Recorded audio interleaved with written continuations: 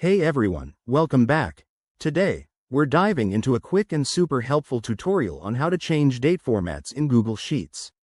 Whether you're dealing with international data, financial reports, or just want your spreadsheets to look cleaner, mastering this skill will save you tons of time. Let's jump right in. First, open your Google Sheets document.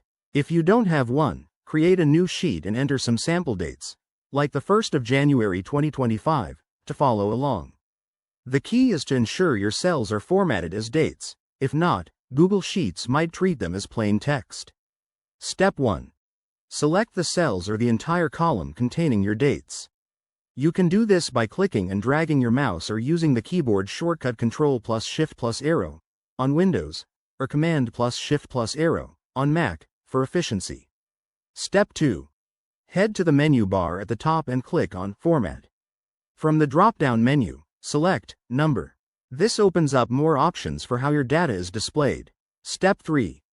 In the Number submenu, choose More Formats, and then click on Custom Date and Time. Here, you'll see a list of preset formats, like mm/dd/yyyy or dd/yyyy. Pick the one that fits your needs. If it's not there, select Custom to build your own. For example, if you want dates in the European style, dd/yyyy, type in dd per millimeter yyyy in the custom field. Google Sheets uses these codes to rearrange your dates perfectly.